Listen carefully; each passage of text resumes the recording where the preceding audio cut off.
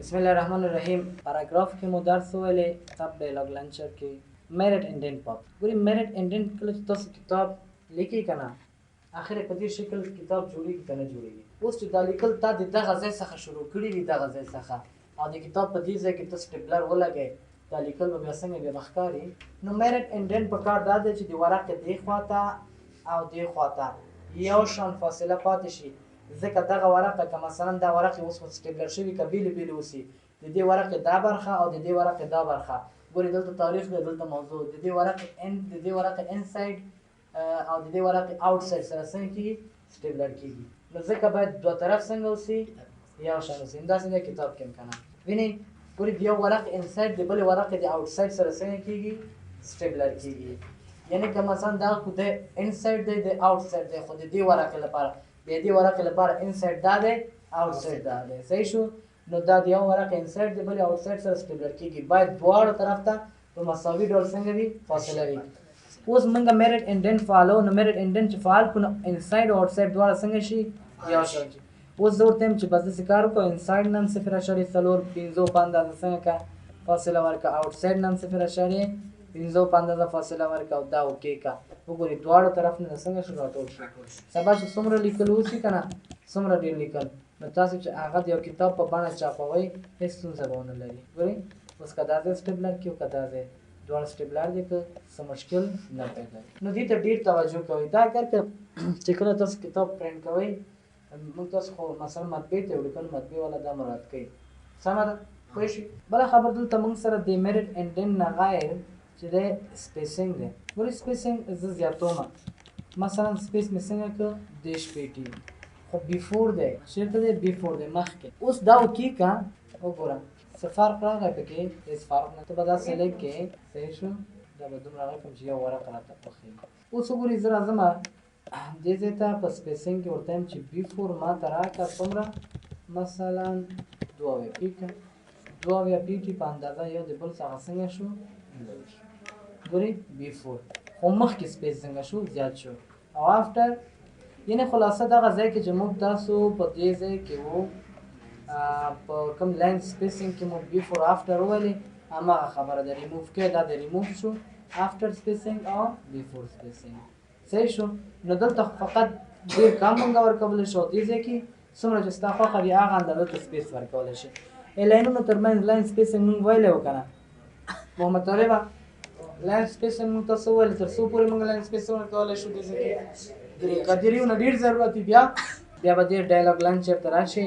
دلته نو ستا خوښه سنګل دی 1.5 لاینس ده دا سټایلونه دي ډبل دی اټلیس ده اګزیکټلی ده ملټیپلی دی او بیا بله خبر دا دی چې دغه یو هم ستا خوښ نه شو په خپله خوښه سایز ورکړئ نو دلته ولیکه 4 ته ولیکه 15 شپږ لس څومره چې ستا خوښ وي هغه اندازه دلته ټایپ کړه دا اوکې کړه. نو ګورې د لس څلور هم ورکړی وو 4 په اندازه دا څنګه شو لاینونه یو بل نه جلا شو. دې ځای کې موږ تر څو کولی شو تر 3.0 پورې او دلته زمونږ په خوښه. سمه ده. ډونټ سپیس بټوین پاراګراف اف د سیم سټایل. وایي سپیس مه ورکوه د دوو پاراګرافونو په منځ کې چې کله هغه دوه پاراګرافونه په یو شان سټایل کې وو. ګورې زه به د میرټ انډنټ ختم کړم. اوس موږ ته دا مشکل جوړ کړی صحیح دی دا به هم صفر کړم. د دوو پاراګرافونو ترمنځ وایي سپیس مه ورکوه چې کله څنګه سټایل یو شان وو.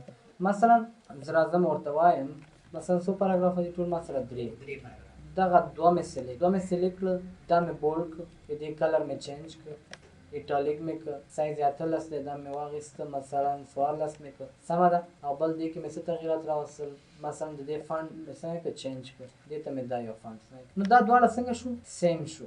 اوس زه راځم ورته وایم چې سپیس راته راکړه سپیس راکړه خو بس داسې کار وکړه د سیم پاراګرافونو ترمنځ سپیس مه ورکوه.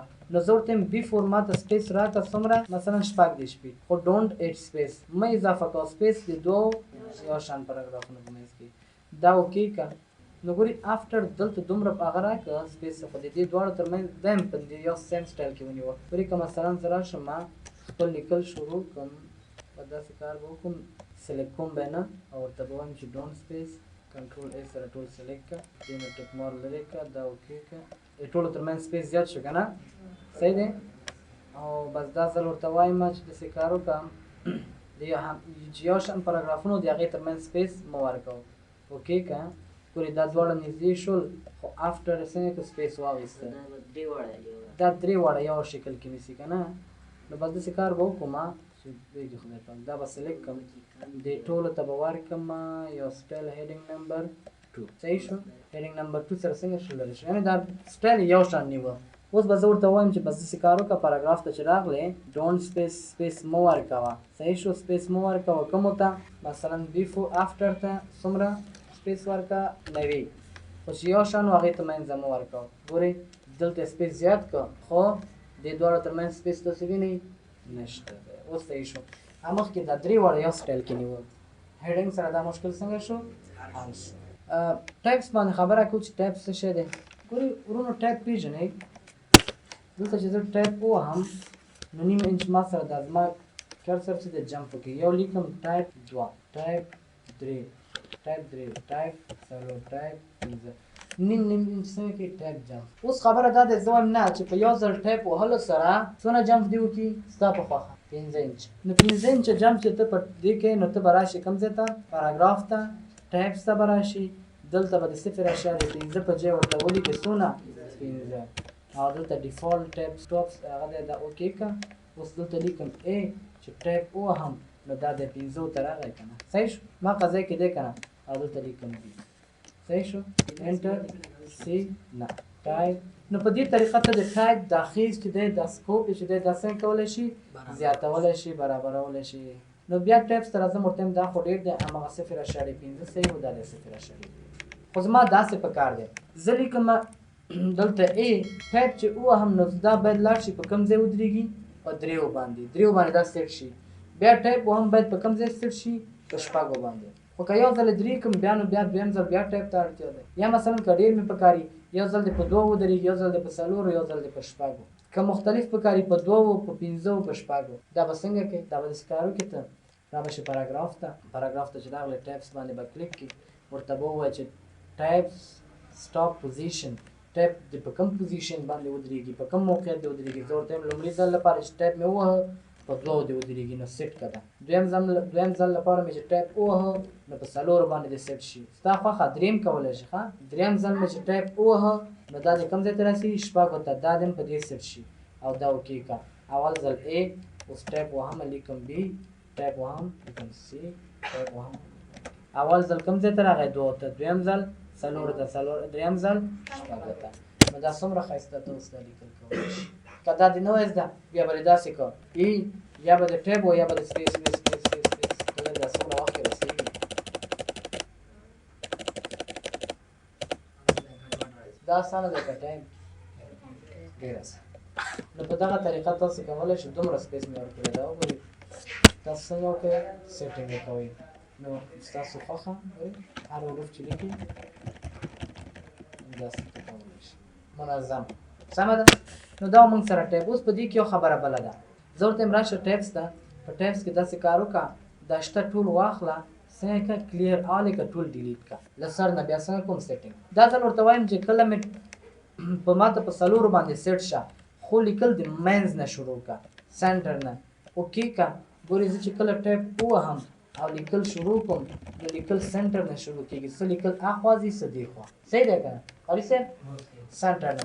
اوس زه ورته یم نه به داسې کار وکړو دا ځل ټایپس واخله دغه پخوانی دا څنګه که دا کلیر کړه ورته یم بس دا ځل بیا په 4 باندې ته سیټ شه خو لیکل کم طرف نه واخله رایټ نه دا اوکې که وګورئ ټایپ وهم چې کله لیکل کوم اوس لیکل مې کم طرف ته ځي یوازې ښي طرف چې کله نور ښي کې ځای نه اوسي بیا څنګه کې بیا ډېر طرف ته ځي. یعنې لیکل چې اول نه شروع کړي ټایپ ووهې نو لیکل به څنګه کې ښي طرف ته ځي او که څه دې ووهه لیفټ دې ووهه نو لیکل به کم طرف ته ځي چپ طرف ته ځي. زده مو کړم بل پکې بار دی بس زه ورته یم دا کلیر که پخوانی په 15 باندې ته سیټ شه خو څنګه ماته یو بار راکړه نو دا اوکې که دا سیټ که اوکې که.